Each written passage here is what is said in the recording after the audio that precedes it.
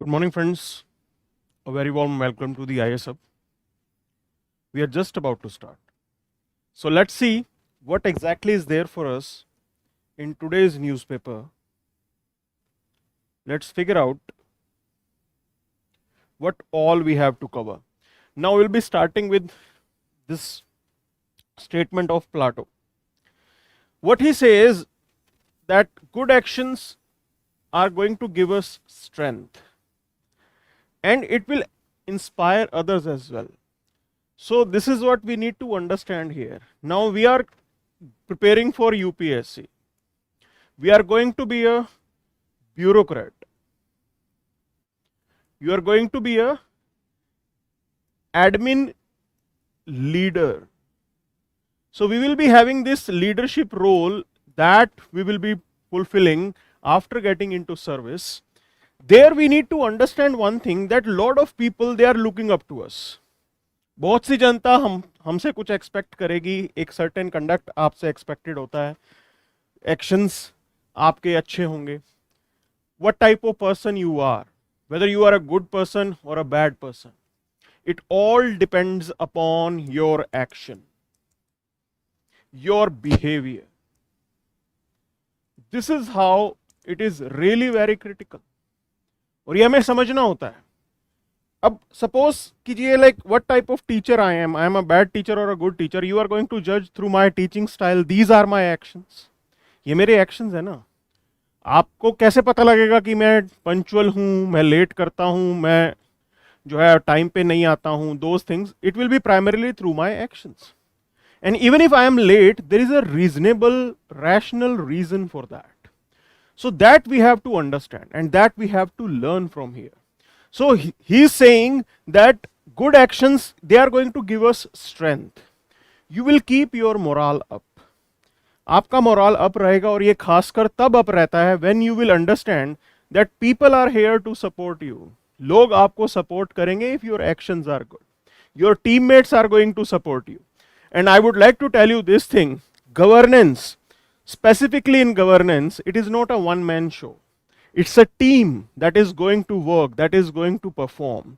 So from that angle, if you see, again, your actions are critical because that will facilitate the collective effort. As a leader, आप कैसे हैं, ये बहुत ज़रूरी होता है. People are looking up to you, they are inspired by you, and they will follow you as well. So it's a very big responsibility that a civil servant has on his or her shoulders. और हमें उसी के हिसाब से चलना होता है. Clear है? So this is how you can say this quote can be used in your GS paper 4 as well as in your SA paper. आप एसए में भी इसका यूज कर सकते हो और जीएस पेपर 4 में भी इसका यूज कर सकते हो. So let's move to the front page here. सीधा फ्रंट पेज पे आते हैं. Let's see what's there. Okay, before this, these are the topics that we will be looking into. ये सारी चीजें करेंगे हम लोग. So first of all, the first page article is related to the Adani group share crash. Okay, so there was this report which pointed out about some discrepancies in the operation of Adani Group. और काफ़ी यहाँ से नुकसान भी हुआ है because Adani Group was just about to come up with FPO. Okay, so follow up public issue लेके वो आने वाले थे. What's the difference between IPO and you can say follow up portfolio offer? So IPO is when you are listing your company in a stock exchange. जब आप पहली बार अपनी company को स्टॉक एक्सचेंज में लिस्ट करते हो तो वो इनिशियल पब्लिक ऑफरिंग होती है. उसके बाद अगर कोई कंपनी अपने शेयर्स को फिर पब्लिक करे, then it will be follow up public offering. So that's the point here. Okay, that's the point, and we will be looking into this definition of FPO as well. So here it is issuance of share after the company has been listed on the stock exchange. जब company आपकी list हो गई, उसके बाद जो shares release होंगे, जो share value कोई डाइल्यूट करेगा, that will be put in the category of FPO. Clear है जी? ये पता लग गया आपको? Okay, then you have to understand this thing. why there is a buzz around this? क्यों इतना शोर मच रहा है इस चीज को लेके? So basically here there is issue with the investment. अब ये इन्वेस्टमेंट किसका है?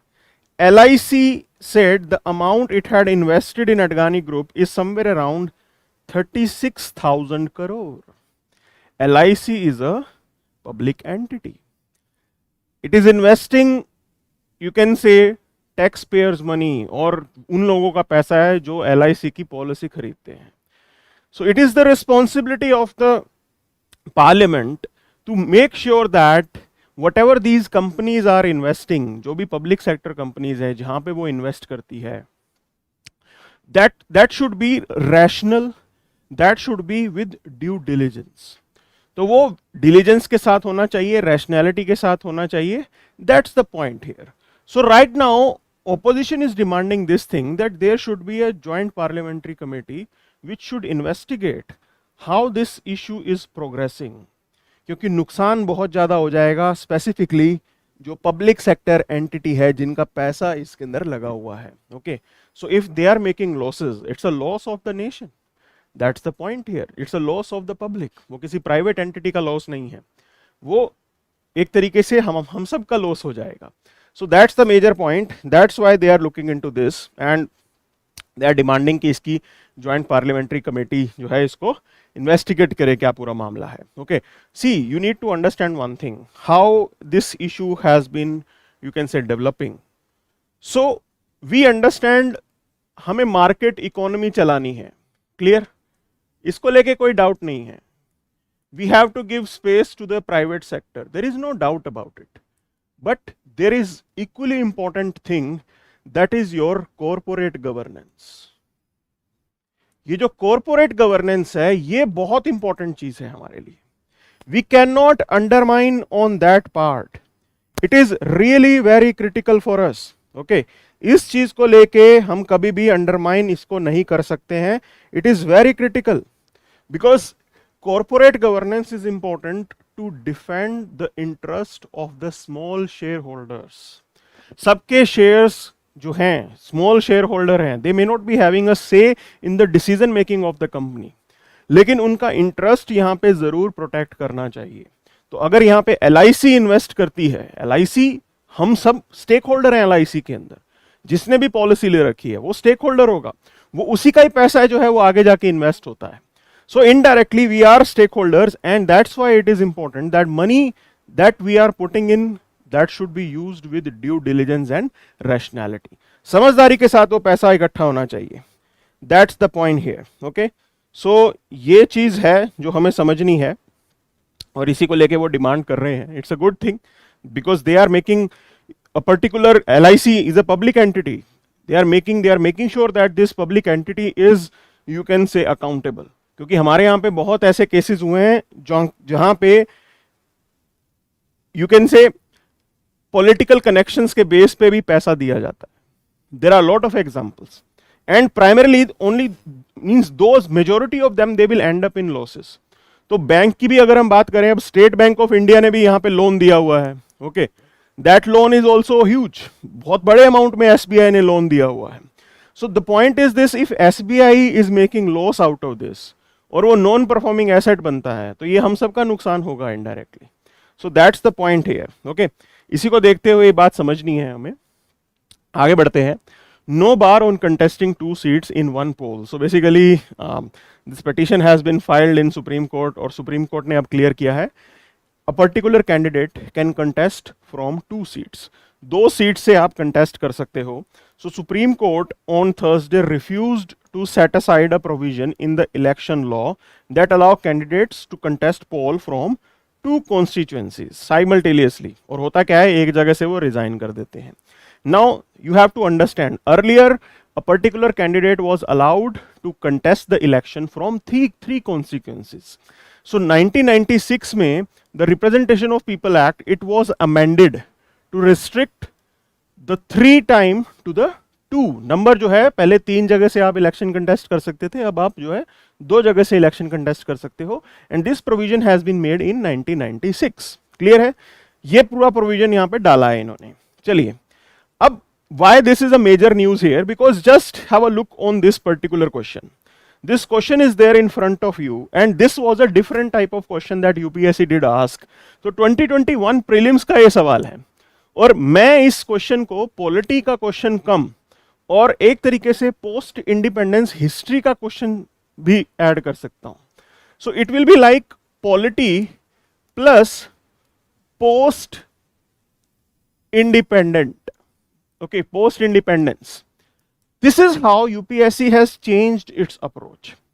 जो पॉलिटी के अंदर पॉलिटिकल इवेंट्स हैं, अब यूपीएससी उनसे भी सवाल कर रहा है. And this is not the first time they are asking like this.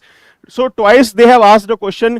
पहले बताइए कि प्रधानमंत्री कौन था, like under which prime minister a particular event has happened. So take example, they said that 9th schedule was included to the Indian constitution under whose prime ministerialship. Nehru ji के time आया था. Then they did ask a question that you can say nationalization of coal and nationalization of banking, it was done under whose prime ministerialship. Again, it was also under Indira Gandhi. So twice they have asked this question. ये post independence के political events पे है. In the same way, this is a question in front of you. Somewhere we can say this is also related to this part. ये polity plus post independence का है. तो first have a look. First statement, it is saying in India there is no law restricting the candidate from contesting in one Lok Sabha election from 3 constituencies. Now we have seen ये तो 3 पहले था, अब 3 से क्या हो गया है, ये 2 हो गया है. तो there is a law that is existing. Okay, none. It is saying that in 1991 Lok Sabha election, Shri Devi Lal contested from 3 Lok Sabha seats. That is correct. He used to contest from 3. And the third statement, it is saying, as per the existing rules, if a candidate contests in one Lok Sabha election from many constituencies, his or her party should bear the cost of by-election. ऐसा कोई provision नहीं है, वो सारा पैसा election commission को खर्च करना पड़ता है. दोबारा बाई इलेक्शन होता है because he will Venkat 1 seat. कोई सीट यहाँ पे वैकेट भी होगी. ओके, तो ये पॉइंट समझना है आपको, and it is important for us. Now in this way the answer to this question is the second one. Clear है? That's why it is important that we need to cover it. Now we'll move to next part. आगे बढ़ते हैं. So anguish in Andhra Pradesh over budget aid to Upper Bhadra project. तो यहाँ पे अपर भद्रा project, Tungabhadra river की बात हो रही है. वहां पे एक डैम बनाने को लेके जो है बजटरी प्रोविजन आ गया है, मतलब डैम बनेगा. Why the people of Andhra Pradesh, they are, you can say, not happy with this development. Now just have a look over this particular map. This is the region of Andhra. ये है आपका आंध्र प्रदेश अगर हम बात करें, and this is what we say as Karnataka. So it shows that Andhra Pradesh is a lower riparian state. और ये अक्सर लोअर राइपीरियन स्टेट्स की शिकायत रहती है कि उनके पास पानी नहीं आ रहा. Because if this dam is to be constructed, again it will further delay the release of water to the people of Andhra Pradesh. तो उनकी जनता तक जो है वो पानी नहीं पहुंचेगा, because already the settled thing is that the water is to be shared between Karnataka and Andhra Pradesh of Tungabhadra river. तो ये जो भद्रा रिवर इधर से आ रही है, तुंग रिवर इधर से आ रही है, उनके कन्फ्लुएंस पे एक डैम बनाने की बात चल रही है. मतलब एक डैम ऑलरेडी एग्जिस्ट करता है, तुंगभद्रा डैम यहाँ पे है already. Okay, there is a dam that exist there. उसका आधा पानी जो है आंध्रा को जाता है, आधा कर्नाटका यूज करता है. That's the arrangement. अब भद्रा रिवर पे if we are going to have another dam, another reservoir, then they are saying there will be delay in release of water. उस केस में मेजर जो है यहाँ पे रिलीज होगा, डिले हो जाएगा पानी यहाँ पे आने में, and this is why they are not happy with this. तो ये चीज है जो हमें समझनी है, and this is what they are pointing out. So that's the thing here. That's the thing here. Now important question to this is specifically related to the Tungabhadra river. कुछ facts हमें याद रखने हैं. So here the ancient name for the river was Pampa. Pampa इसका पुराना नाम है. Okay, that's the point. अब both Bhadra and Tung river, they originate on the eastern slope of Western Ghat. Eastern slope of Western Ghat जो है वो वहां से दोनों रिवर निकलती है. और आपको ये ध्यान रखना होगा, ओरिजिनेटिंग पॉइंट भी ध्यान रखना होता है. ओके, और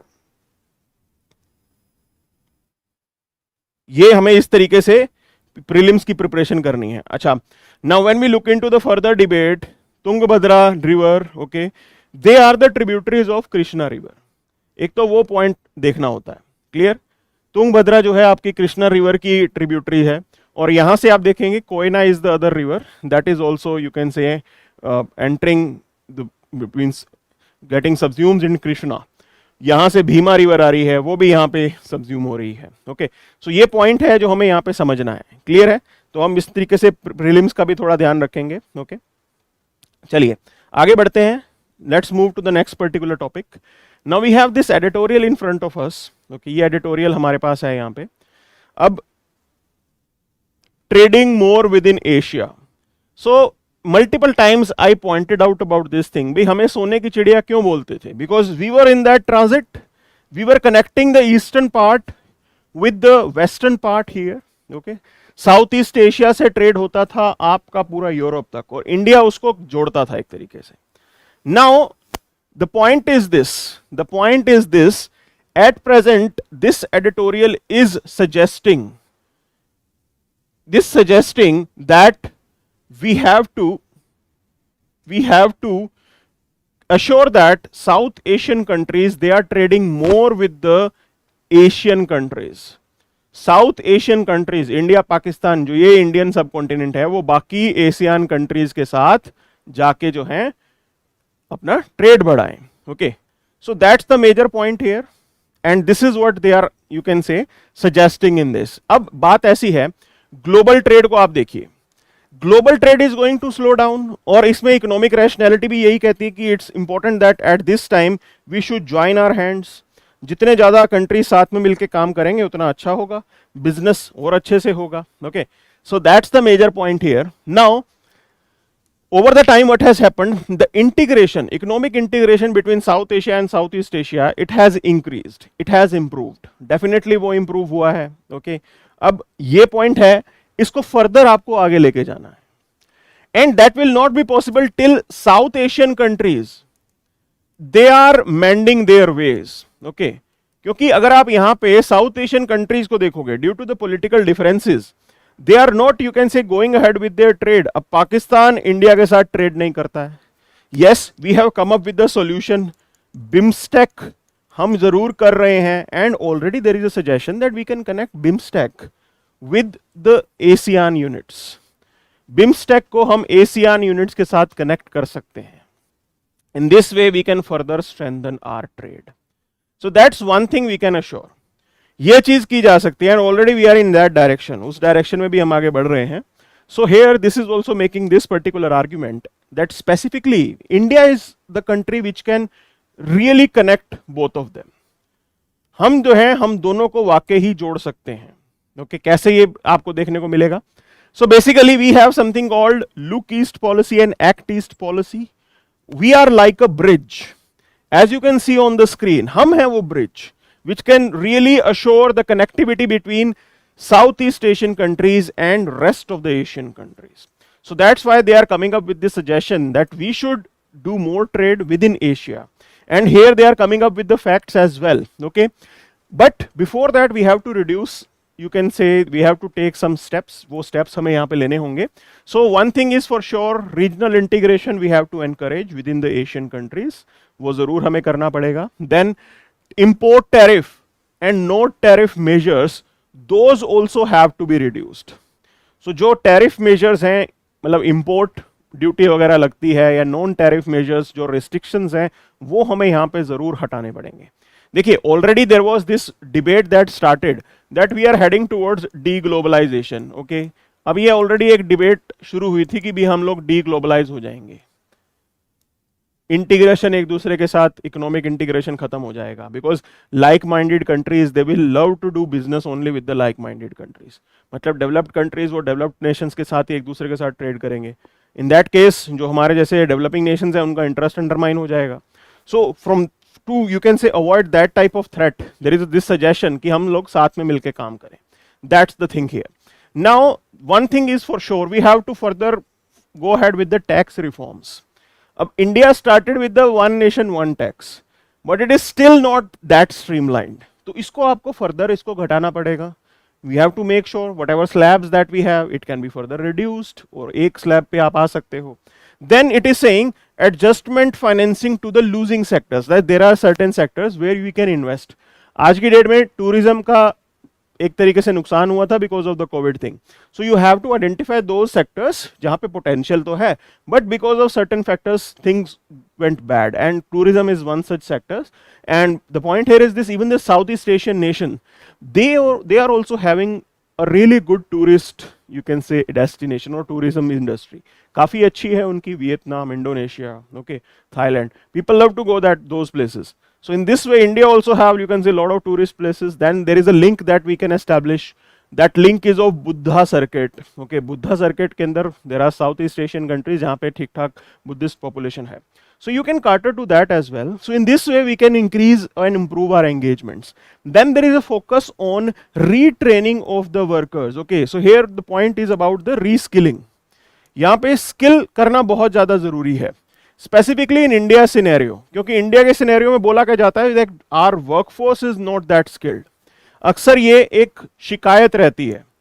सो we can definitely work upon that, उसको ऊपर ज़रूर हमें सोचना चाहिए. Okay, reskilling. And major point is this, we can learn from the experience of ASEAN countries.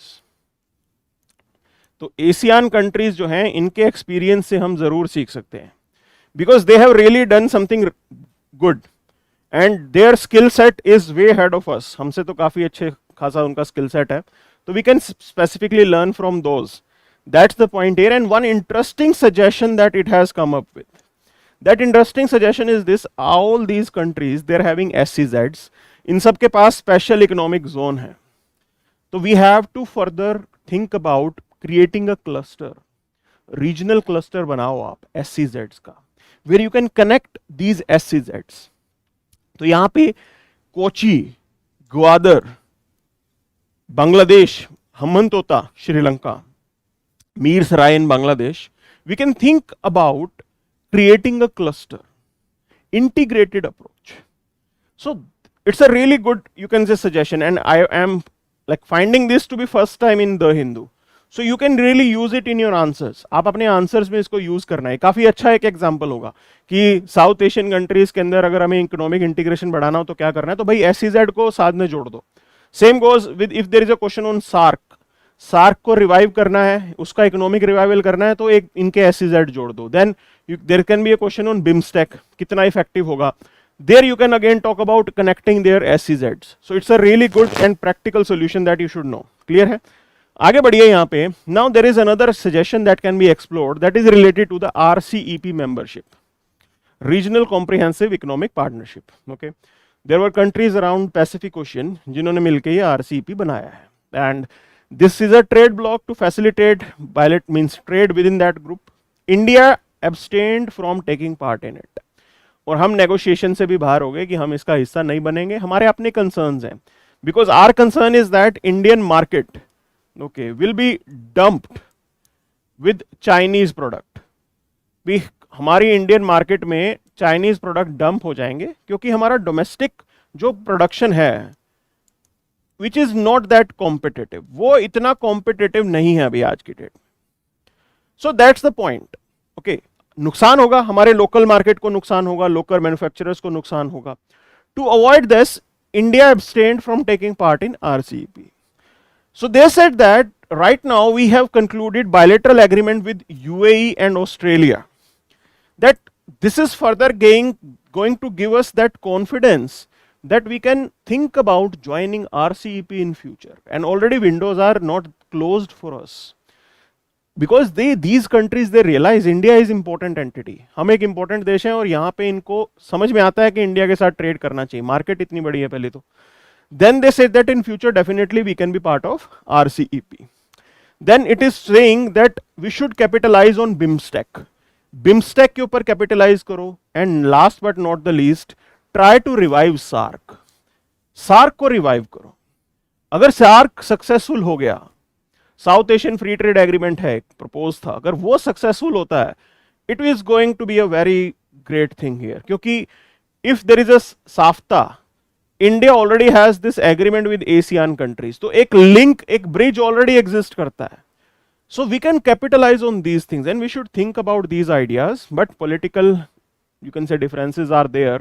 Pakistan India के अंदर पॉलिटिकल डिफरेंसेस की वजह से काफ़ी प्रोग्रेसिव चीज़ें नहीं हो पाती हैं. It's a sad story for us. Okay, any how, please have a look over this particular question. ये प्रीलिम्स 2015 का क्वेश्चन है. It is saying consider the following statements. Okay, so here it is asking which one of the following are the free trade partners of ASEAN. इनमें से कौन से जो हैं ASEAN के फ्री ट्रेड पार्टनर्स हैं. ओके, सो जो ASEAN के फ्री ट्रेड पार्टनर्स हैं basically they are also taking part in RCEP.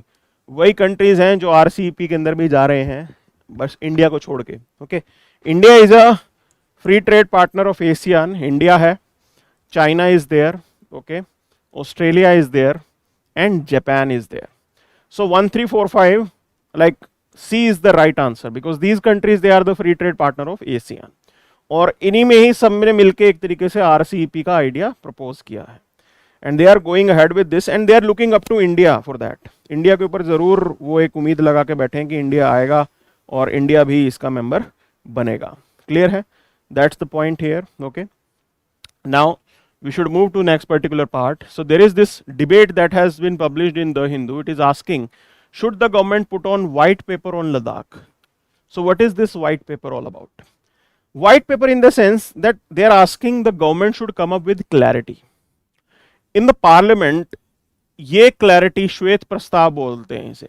Okay, parliament के अंदर क्लैरिटी लेके आए गवर्नमेंट कि एग्जैक्टली क्या ग्राउंड सिचुएशन है.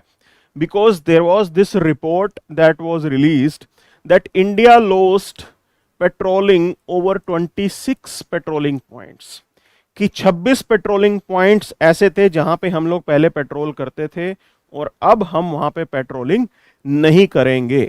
That's the point here and it's a serious thing. Now we are living in a democracy. हम कहां रहते हैं? We are not China, we are living in democracy. In democracy, transparency is really very important here. Because if there is something like this, अगर ऐसा कुछ है, वाकई हमने पेट्रोलिंग पॉइंट्स लूज किए हैं और it's a very serious thing. Serious in the sense that जनता को जवाब देना पड़ेगा क्योंकि वो एरिया जो आपने लूज किया उसके ऊपर वापस भी तो जाना है ना. वापस जाने के लिए क्या करना पड़ेगा? Maybe you have to take a tough stand. Tough stand could be war. So we have to prepare our people for these type of eventualities. इसके लिए पूरे masses को आपको prepare करना पड़ता है. That preparedness can be facilitated through transparency. और वही होनी भी चाहिए. People should know what's the ground reality. That's the point here. There is a counter view to this. इसका एक counter view भी है. Counter view ये कहता है कि yes, in national interest there are certain matters, कुछ एक मुद्दे ऐसे होते हैं, those are to be put or settled away from media. Public domain से पीछे रह के फैसले लेने चाहिए. Why I am saying this? Because there you may have to take tough decision which might not be populist. आपको unpopular decision लेने पड़ते हैं गवर्नेंस के अंदर. बहुत डिफिकल्ट काम होता है, इतना आसान नहीं होता कि भी हम अफसर बन गए उसके बाद कुछ भी डिसीजन ले लेंगे, ऐसे नहीं होता है. तो आपको फ्यूचर का ध्यान रखते हुए टफ डिसीजन भी लेने पड़ते हैं and they might not be popular. Boundary settle तो करनी है ना हमें. We may have to compromise on certain areas. I am not saying that government is readily doing it, but this is how hypothetical situation may be. So in this way, white paper is really very important because it prepares the masses. और ground reality आपको पता लग जाएगी. Otherwise, there will be no transparency in this and your enemy will use it. Why I am saying this? Because we are living in an era where we talk about information warfare. आज हम बात करते हैं information war की. Okay? Which is about creating a perception in the minds of people. Perception बनाने के ऊपर हमारा ज्यादा फोकस होता है. अब देखो, अगर गवर्नमेंट ट्रांसपेरेंसी नहीं मेंटेन करेगी, it means by misusing social media Okay, Chinese can circulate fake news, Chinese कहीं ना कहीं वो फेक न्यूज लेके जा सकते हैं. Okay, so that's the point here. There this type of transparency is really very you can say useful. काफी फायदेमंद है अगर आप इंफॉर्मेशन वॉरफेयर से डील कर रहे हो तो ये पॉइंट समझना है. लोगों का फिर भी अपनी सरकार के ऊपर ज्यादा विश्वास होता है, लेकिन अगर सरकार कुछ बता ही नहीं रही है, then people will be misguided and misguided people can go in any direction. तो कुछ भी हो सकता है. वो कुछ भी सोशल मीडिया पे कैंपेन चलेगी, यहाँ पे नारेबाजी शुरू हो जाएगी, मोदी सरकार, भारत सरकार, this and that. It will put up another you can से tough pressure on the government. वो सरकार के ऊपर और टफ प्रेशर डालेगा. सो this is how it is. And at the end of the day your government may not be in a you can से right position, right situation नहीं होगी, वो अनकंफर्टेबल हो जाएगी. तो ये पॉइंट बहुत जरूरी है हमें समझना कि we should back our government, but government should realise this that it is equally important that people should know about the reality. Okay, that even if we have to take something tough, that can be taken by the government. सरकार तभी decision ले पाएगी जब जनता back करेगी, और जनता का support चाहिए. You need to have transparency. This is what it is pointing out. And here is this part you can say information that is important, that Chinese, they agreed to certain points, clarify points of differences in 1993, but they have stopped after that. Means they are not interested in settling the disputes that we are having now. How a country thinks about it, कोई भी देश ऐसा कब सोचता है कि अभी मुझे अपना बॉर्डर सेटल नहीं करना है? क्यों सोचेगा चाइना ऐसा? उनका भी नुकसान हो रहा है. Okay, so there you have to understand about the geopolitics that is being played. अब आप देखिए यहां पे, one thing is this, having upper hand. Chinese, they think that they have the upper hand and they can dictate the terms of border settlement. Border settle करने के लिए जो terms होंगी वो चाइनीज डिक्टेट करेंगे, ऐसा उनका मानना है. They consider themselves to be a stronger power than India, and this is the reason why they don't want to settle it right now. Because first they want to assure the absolute dominance, कि पहले पूरी तरीके से dominance आ जाएगी, उसके बाद वो India को डिक्टेट करेंगे. And India will settle and accept the terms that are dictated by Chinese. This is how they are thinking right now. The other point for not settling the border right now is this: they want to engage India in this particular, you can say, affair, so that it can keep away its attention from development. कि भाई development से ध्यान हटा के ये सिर्फ इसी चीज में उलझा रहे कि यहां पंगा हो गया, वहां पंगा हो गया. सरकार की प्रायोरिटी इधर ही रहे, not the development. There is another tactical point to this. एक है यहां पे टैक्टिकल पॉइंट.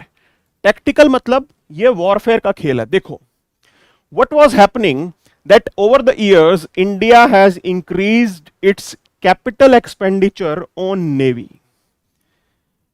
इंडिया ने नेवी के ऊपर अपना पैसा ज्यादा खर्च किया. We were strengthening and modernising our navy. हम अपनी नेवी मॉडर्नाइज कर रहे थे, सारा पैसा यहां डाल रहे थे. They wanted to remind us that don't focus on Indian Ocean. पानी पे फोकस मत करो, क्योंकि हम तुम्हारे बॉर्डर को गर्म करके रखेंगे. कि आर्मी पे भी पैसा डालो. Don't focus just on navy. Indian navy strength पे आएगी तो चाइना को क्या नुकसान होगा? The major point is this: whatever trade China is doing, that is passing through the Indian Ocean, and strengthened Indian Navy, that is the Blue Water Navy, can seriously, you can say, target the Chinese interest. That's the point here. ये उनको डर लगता है. They have this threat in their mind. एक और डर है उनको, वो भी tactical डर है. Okay, है कि नहीं है ये मुझे पता नहीं. इसको इंडियन गवर्नमेंट का डॉक्ट्रिन नहीं मानेंगे हम. ओके, बट इसको समझना जरूरी है एक पॉपुलर सा टर्म हमेशा आता है चाइना के कंटेक्स्ट में, that is Malacca dilemma. Okay, आपने भी सुना होगा Malacca dilemma, that they have this dilemma regarding the Malacca strait. This is the Malacca strait, okay, Indonesia से यहां से निकल के जाता है। Now this Malacca strait is basically further extending towards Andaman Nicobar group, हमारा इंडिया का पार्ट है ये Andaman Nicobar islands. There is a gap of 78 kilometres through which all the ships are passing. Andaman Nicobar island के बीच में 78 किलोमीटर का गैप होगा, सारा चाइना का जो भी सामान है वो उधर से जाएगा। Whatever oil supply that they are getting, they it will be through that route. Okay, they have this concern regarding the iron curtain. Iron curtain मतलब लोहे का पर्दा। That is if India is deploying its ships in Andaman sea, कि Andaman Nicobar island में हमने अपने सारे carriers जो भी नेवल शिप्स हैं वो डिप्लॉय कर दिए, it will create a barrier and strengthened Indian navy can seriously cause damage to the Chinese interest.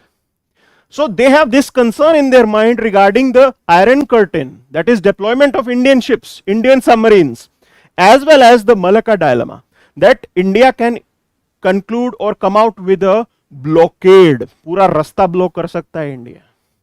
ये उनका मेजर कंसर्न है। That's why they are investing in Belt and Road Initiative। यहां से उन्होंने चाइना पाक economic corridor बनाया है, ये बेल्ट एंड रोड इनिशिएटिव का पार्ट है, ये इनका सी पैक है। Okay, that if there is a blockade from this side, तो ऑयल और गैस की सप्लाई कहां से हो जाएगी, वो पाकिस्तान के थ्रू हो जाएगी। This is how they are planning things. So these are the geopolitical and the tactical concerns that they are having in their mind, कि इंडियन नेवी अगर स्ट्रांग होती है, इंडिया का फोकस इंडियन ओशियन पे ज्यादा होता है, तो उनका इंटरेस्ट अंडरमाइन हो जाएगा। तो वो चाहते हैं कि इंडिया अपने रिसोर्सेज को वापस आर्मी के ऊपर डाले, नेवी के ऊपर थोड़ा डिले करे, because China is also investing in navy, वो अपनी नेवी को स्ट्रेंथन कर रहे हैं। So they want to increase that gap, they want to increase that gap in number of ships and other things. That's there, you can say, concern here. This is how their game is being played. सो ये सारी चीजें हैं जो हमें समझनी होती हैं कि कैसा खेल चल रहा है वहां पे, लेकिन ठीक बात ये होगी कि हम लोग साथ में मिलकर काम करें। That's the point here. At the end of the day you can change your friends but not your neighbours. आप अपने पड़ोसी नहीं बदल सकते हो। So it is in interest of India to, you can say, settle the disputes, but disputes will be settled in the case if your opponent is ready। जोर जबरदस्ती आप किसी के साथ नहीं कर सकते, ना वो हमारे साथ कर सकते, ना हम उनके साथ कर सकते।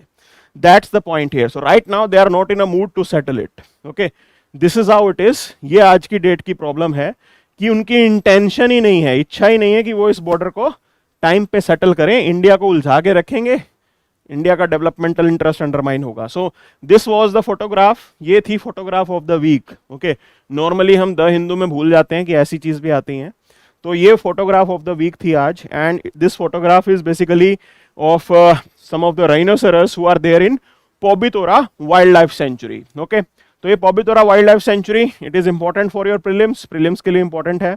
Now what is happening here, this Pobitora wildlife sanctuary, अब ये फैक्ट सारे इंपॉर्टेंट है, देखो ये सब स्टेटमेंट में आ सकता है। It is having the world's highest concentration of Indian one horned rhino. सबसे ज्यादा कंसंट्रेशन यहां पे है। यहां पे नंबर की बात नहीं हो रही है, ध्यान रखना इस बात का। यहां पे बात हो रही है number of rhinoceros in the area, तो कंसंट्रेशन यहां पे सबसे ज्यादा है,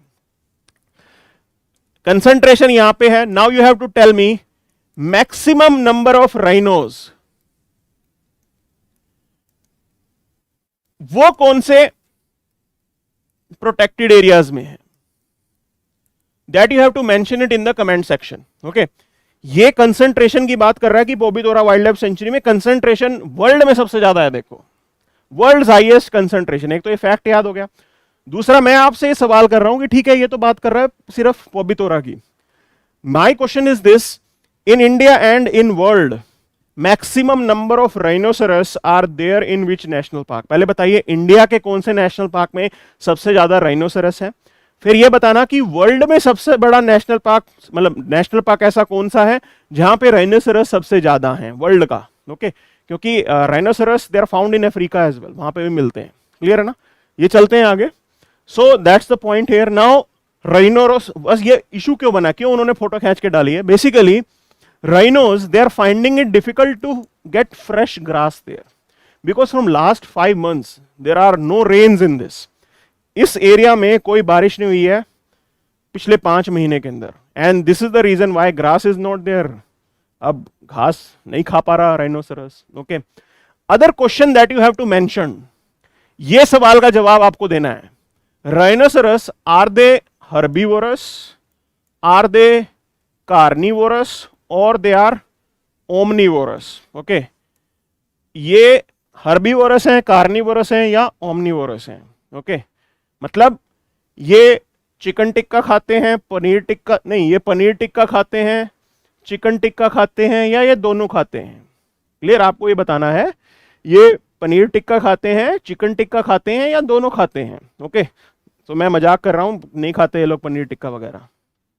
चलिए आगे बढ़ते हैं. So here is, you can say, article explaining about the budgetary provisions कि कैसा हमारा बजट रहा है. इसके अंदर मेजरली हम डिबेट करेंगे डिफेंस बजट. ओके, और मैं आपको कुछ एक इंफॉर्मेशन दूंगा that out of your budget maximum component किस चीज का होता है, सेकंड मैक्स किस चीज का होता है, and third max is regarding what. Okay, out of your budget, the maximum money that we are going to utilize is for the interest payments. सबसे ज्यादा पैसा हमारा जो हमने लोन ले रखे होते हैं उनका इंटरेस्ट पे करने में लगता है. क्लियर, ये पॉइंट समझना जरूरी है, ये सबसे बड़ा फैक्ट है, तो ध्यान रखना है आपको. हम बहुत जगहों से लोन लेते हैं. अभी भी न्यूज आ रही थी कि गवर्नमेंट ऑफ इंडिया पैसा उठाएगी 15 ट्रिलियन रुपीज. अब उसके ऊपर आपको रेट ऑफ इंटरेस्ट देना पड़ेगा. क्लियर है, कहीं से भी आएगा वो पैसा, इंटरेस्ट तो देना पड़ेगा ना. Accordingly with the time you will pay that debt. जो भी डेट है वो टाइम टू टाइम आप देते हो. This is how it works, and this interest payment is very critical. क्योंकि फ्यूचर में अगर आपको लोन लेना है तो भाई पिछला लोन तो आप इंस्टॉलमेंट जो भी किस्तें हैं वो तो क्लियर करते चलो. That's the point. So here, this is the reason that government take it very seriously. And at present, look at the global trend. Globally, countries are finding it difficult to pay their debt. बहुत से countries हैं, European countries हैं, they are finding it difficult to pay their debt. But हमारा system अच्छा रहता है, हम कभी default नहीं होते हैं. Interest payment पे इंडिया कभी default नहीं होता, time पे अपना payment pay करता है. ठीक है. Second component for our budget is your defense budget. Okay, अब देखो बहुत टीवी डिबेट चल रही है कि भाई डिफेंस बजट कितना कर दिया, 1.5% ऑफ जीडीपी. अरे देश कैसे बचेगा इस टाइम पे जब चाइना हमारे पड़ोस में बॉर्डर पे बंदूकें लेके खड़ा है, तो देश बचेगा कैसे? तो लोग इस तरीके से कर रहे हैं, लेकिन मैं आपको ये रियलिटी बता रहा हूं that 13% of your budget that we are having that will be utilized for defense purpose. And the third biggest category is your subsidy. जो भी सब्सिडी देते हैं हम लोग, बहुत ज्यादा देते हैं, वो भी लाखों करोड़ों में होती है. So that's the other category. Clear है, ये पता लग गया. Majorly let's debate about the defense budget, that it is going down, it is somewhere around 1.5% of the GDP. Okay, अब राजीव गांधी का टाइम आया था, राजीव गांधी के टाइम पे that was the only time when we touched 4% of our GDP. हमारा जो defence budget है वो 4% टच कर गया था. ओके, और ये बहुत इंपॉर्टेंट टाइम है, बिकॉज आपको ये समझना है, we got lot of equipments during Rajiv Gandhi time and we are still using it. आपने एक फेमस तोप सुनी होगी बोफोर्स, वो भी आप तब लेके आए थे. You must have heard about Mirage planes. We got it, Mirage 2000. Okay, we got it during the Rajiv Gandhi time. So whatever equipments that we are using right now, that acquisition was done at that time, where we spent somewhere around 4% of our GDP. लेकिन उसके बाद से लेके अब तक कोई सरकार ऐसी नहीं आई है जिसने 2% से आगे स्पेंड किया हो. Same goes with Modi ji as well. Now when Modi ji came in 2014, तो ग्राफ थोड़ा ऊपर गया, then there was a steep decline, एकदम से कम हो जाता है. Size of the Indian GDP is expanding, there is no doubt about it. हमारा जीडीपी का साइज बहुत बढ़ रहा है, ठीक है, From that angle, if you see spending 1.5 maybe more than what we spent in the past, absolute terms में अगर आप देखोगे जो अमाउंट निकल के आएगा वो पास्ट की जीडीपी से, पास्ट के अमाउंट से बहुत ज्यादा है, there is no doubt about it. But look at the scenarios right now. आज की डेट के सिनेरियो समझिए आप क्या चल रहा है. आज की डेट का सिनेरियो इतना आसान नहीं है. Why I am saying this? Because whenever we talk about, you can say war in India, या फिर आसपास इंडिया के वॉर की बात करते भी हैं हम, so always think about two front war. बिकॉज अगर वॉर होता है तो दो फ्रंट पे होगा हमारा वॉर. क्लियर? वो वॉर फ्रंट कैसा होगा? एक फ्रंट होगा चाइना का, दूसरा फ्रंट होगा पाकिस्तान का.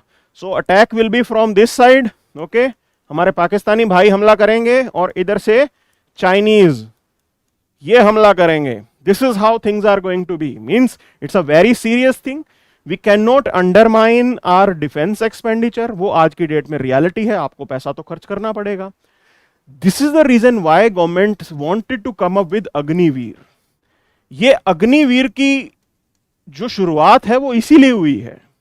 Okay, because we want to, you can say, further reduce our revenue expenditure. आप अपना रेवेन्यू एक्सपेंडिचर कम करना चाहते हो. You want to reduce your money on salaries, pension salary के ऊपर आप पैसा जो है वो कम खर्च करना चाहते हो. And you want to, you can say, modernize your armed forces. अब मॉडर्नाइज करने के लिए you have to buy equipment, हथियार खरीदने पड़ेंगे, और उसके लिए कैपिटल एक्सपेंडिचर का कंपोनेंट बड़ा होना चाहिए. लेकिन समस्या क्या है आज की डेट में? The total defence budget that we are having, जो भी हमारा डिफेंस बजट बढ़ घट के जैसा भी रहा है, okay, 70% of the amount we are using for the revenue expenditure. Salaries और पेंशन देने में सारा पैसा चला जा रहा है. You will get only 30% that you will use to buy fresh equipment. नया एक्विजिशन के लिए तो सिर्फ 30% बच रहा है. 70% तो सिर्फ तनख्वाहें दे रहे हो आप, सैलरीज दे रहे हो, पेंशन दे रहे हो. So this is how it's a major concern for us. और ये कंसर्न ही हमारे लिए इंपॉर्टेंट है. We have to address it. Clear? This is the overall scenario regarding the defence budget debate. कम है लेकिन आपको बढ़ाना भी पड़ेगा.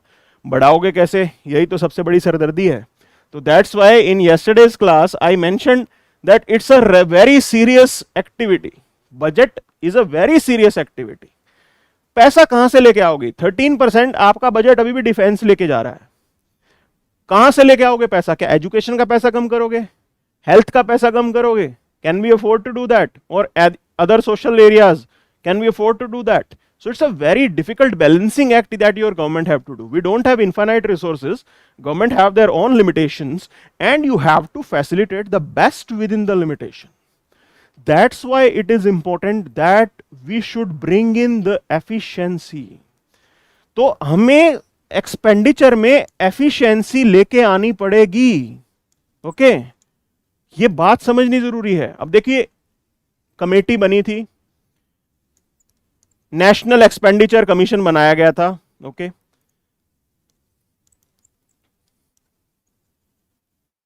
ये कमीशन बना था, national expenditure commission. There was this committee that was formed to suggest how we can improve our expenditure. No, पहला सवाल तो मैं आपसे ये कर रहा हूं, you have to tell me under whose, you can say, chairmanship, कौन थे इसके चेयरमैन?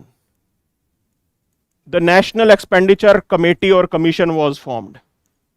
तो ये जो नेशनल एक्सपेंडिचर कमेटी हमारी बनी या कमीशन बना, वो कौन चेयरमैन थे जिनके अंडर बनाया गया था? आरबीआई के फॉर्मर गवर्नर थे. तो आप बताइए अभी कमेंट सेक्शन में ये. Okay, they have come up with some suggestion how we can reduce our expenditure.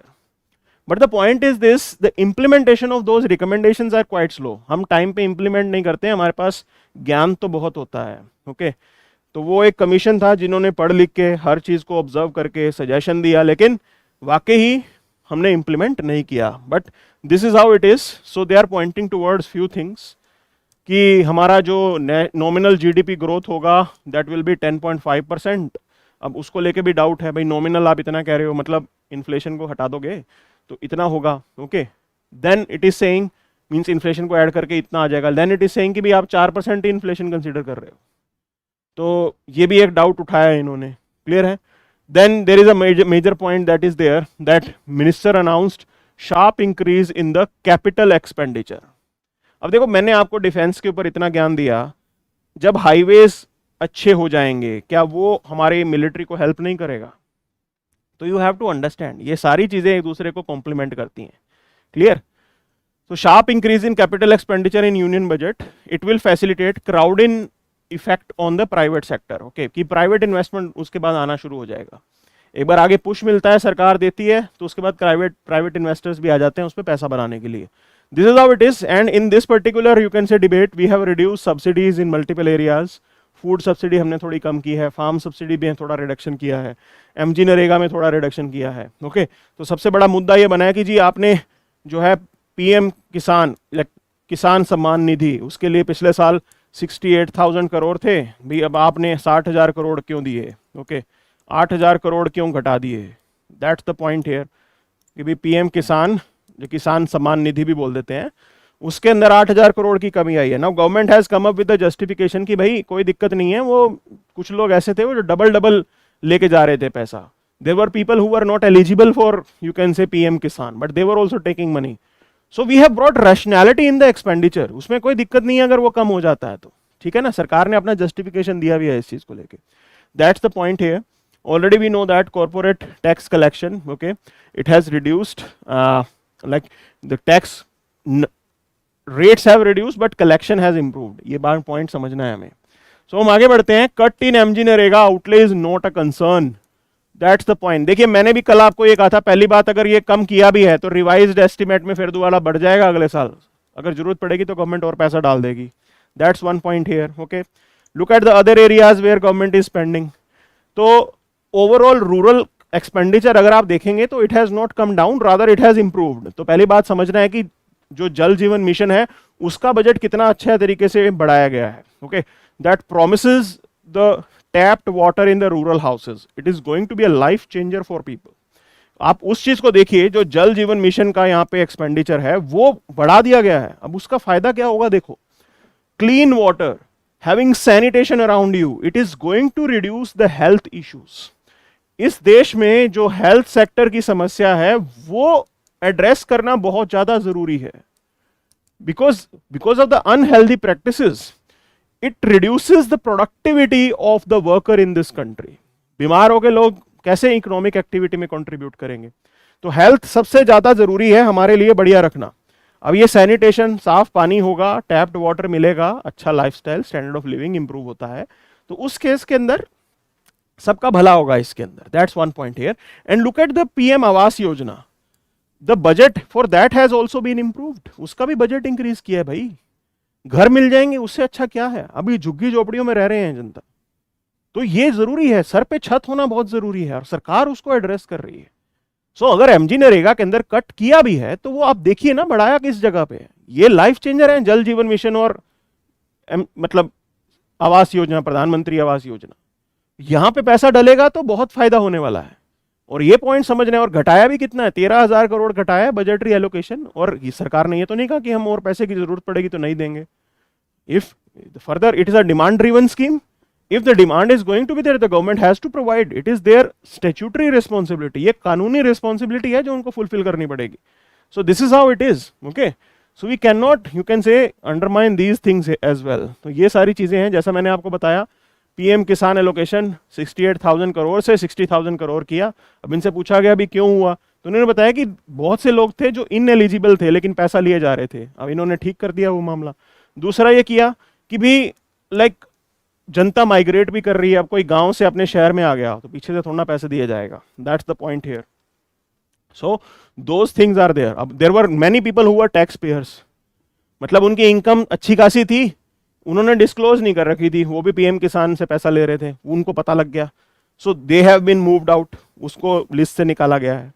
So this why this is how it is. Now there is this news in front of you, CITES database reveal red sander smuggling. अब ये देखो पुष्पा का poster मैंने डाल किया है, ये अल्लू अर्जुन है, पुष्पा झुकेगा नहीं। सो रेड सैंडर हमेशा न्यूज में रहता है। Why it is in news here? Okay, because it has been pointed out that there are discrepancies in reporting of illegal trade that is taking place. अब ये रेड सैंडर्स जो है, जो चंदन की लकड़ी है, वो बहुत कॉस्टली होती है and in the East Asia and Southeast Asia and East Asia it is in demand. तो इंडिया से बहुत ज्यादा चंदन उधर स्मगल भी होता है and the price goes in crores. Pushpa तो आपने देखी होगी किस तरीके से प्राइस वहां पे लगता था, करोड़ों में जाता था वो. That's the point here. Okay, so here there is this fact और एक एक वर्ड आपके प्रीलिम्स के लिए इंपॉर्टेंट है. So we will be noting it down. आप अपने नोटबुक के अंदर नोट डाउन करते रहना. So first thing is this CITES that is convention on international trade in endangered species of flora and fauna. अब ये लो फ्लोरा में आ जाएगा चंदन की लकड़ी. It is an international agreement between governments whose aim is to ensure that international trade in wild animals and plants does not threaten the survival of the species. पहली बात ये agreement है गवर्नमेंट्स के बीच में, ठीक है. ये इलीगल ट्रेड को रोकता है, स्मगलिंग वगैरह ये रोकता है. Now this particular you can say red sander, they are exported to China, Hong Kong, Singapore, United States of America, etcetera etcetera. It is sandalwood and it is endemic tree species that is found majorly in eastern Ghat. Okay, तो ये सिर्फ eastern Ghats में मिलती है आपको red Sanders. ये point समझना है. एंडेमिक मतलब पूरी दुनिया में और कहीं नहीं मिलेगी, सिर्फ यहीं मिलेगी. तो इसीलिए पुष्पा भी यहां पे ही पैदा हो रहा है. So that's the point here. So the species found in Andhra Pradesh and is growing up to the height of 10 to 15 metres.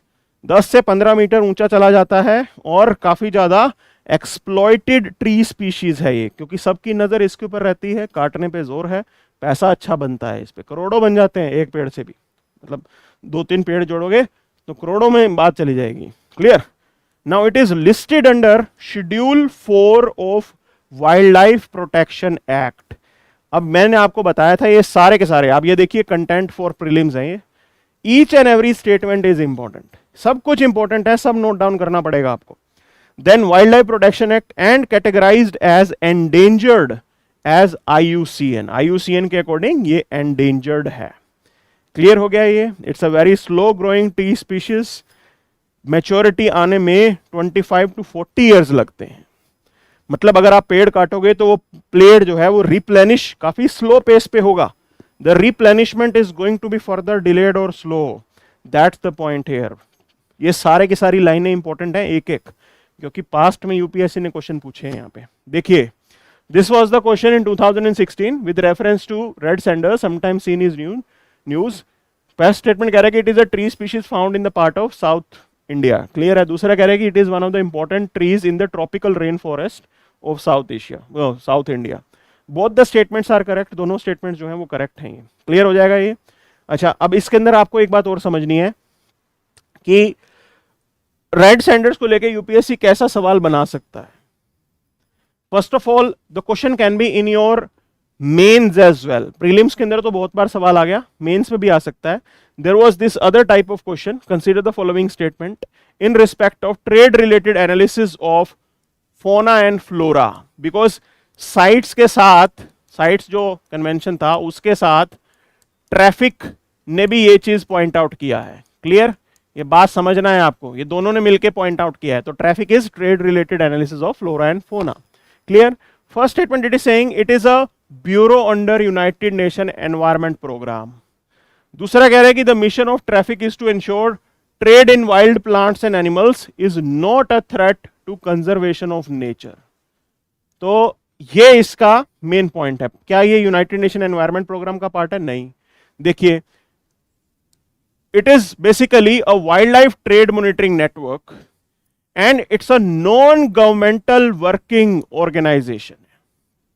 NGOs का काम है इसमें. Okay. It's a joint programme of world wild life fund and IUCN. IUCN और world wild life fund के साथ मिलकर ये काम करता है. UNEP के साथ इसका कोई लेना देना नहीं है. हाँ, ये कंजर्वेशन में हेल्प करता है, तो सेकंड ऑप्शन जो है आपका करेक्ट हो जाएगा. क्लियर है. This is how you have to prepare. ये पॉइंट आपको ध्यान रखना होता है. चलिए आगे बढ़ते हैं. Rigid credit guarantee plan for MSME to take off with effect from April 1. Okay. So revamped credit guarantee scheme government लेके आई है बेसिकली एमएसएमईज के लिए. अब एमएसएमई हमारे लिए इंपॉर्टेंट क्यों होते हैं?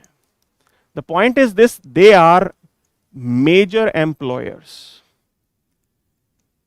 दे क्रिएट मेजर एम्प्लॉयमेंट. जो मैन्युफैक्चरिंग की बात करोगे वो एमएसएमई सबसे ज्यादा नौकरियां पैदा करता है. And not only that, their contribution to the export that is also tremendous. वो भी बहुत जबरदस्त होता है इनका कंट्रीब्यूशन एक्सपोर्ट में. तो हमारे यहाँ पे पैसा भी अच्छा बनाते हैं, ये फॉरेन एक्सचेंज लेके आते हैं. तो इसीलिए इंपॉर्टेंट है कि हम इनका फोकस, इनके ऊपर फोकस करें. Okay, looking into this now, one of the major problem that they face is related to the credit. भाई इनको क्रेडिट नहीं मिलता, इनके पास पैसे नहीं होते हैं ऑपरेट करने के लिए. So government is, you can से, coming up with the revamped credit guarantee scheme कि भाई इनको पैसा मिलेगा और गारंटी कौन देगा? सरकार गारंटी दे देगी. Clear? And there the government is infusing somewhere around 9,000 crore in corpus. जो एक corpus बना होगा उसमें 9,000 करोड़ सरकार पैसा डालेगी. And total allocation for MSME will be somewhere around, like this is the data that they are saying, that it has increased. Okay, 42% का increase हुआ है. ये काफी important है, ठीक है ना? So it is saying that 22,000 crore that is government is going to spend. तो ये काफी बहुत अच्छी चीज है जो सरकार ने की है.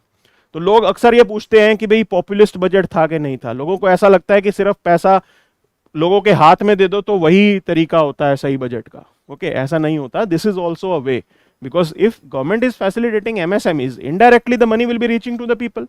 ज्यादा एम्प्लॉयमेंट पैदा करना वो भी तो हमारे लिए जरूरी है ना. So that's the major point here. This is how things are. Now there is this scheme that is RAMP scheme, which is regarding raising and accelerating MSME performance. This is the scheme that is there. And other is the scheme for fund for regeneration of traditional industries. Okay, regeneration of traditional industries मतलब cottage industry वगैरह को facilitate करने के लिए ये SFURTI scheme है. Clear है? Now SFURTI scheme is implemented by Ministry of MSME. MSME ministry जो है इसको implement कराती है. ये पॉइंट याद रखना है.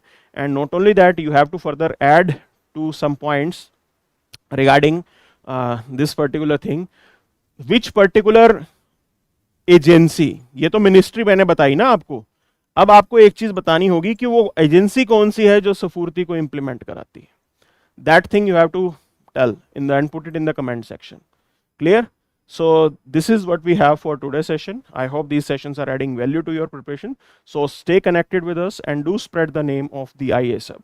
Every day we do come up with this session at 8 a.m. in the morning. But in, you can say, in last few days, it's not a fault at our end. Rather, The Hindu e-paper is available only at 6 a.m. 6 बजे ही अब अखबार आ रहा है. Earlier it used to be there at 5 a.m. Now it is available at 6 a.m. Okay. So preparation time I require for that, and that's why there was a minor delay in today's session. So this is what we have. We'll try to improve it. Okay. So that's it for the day then. Thank you very much.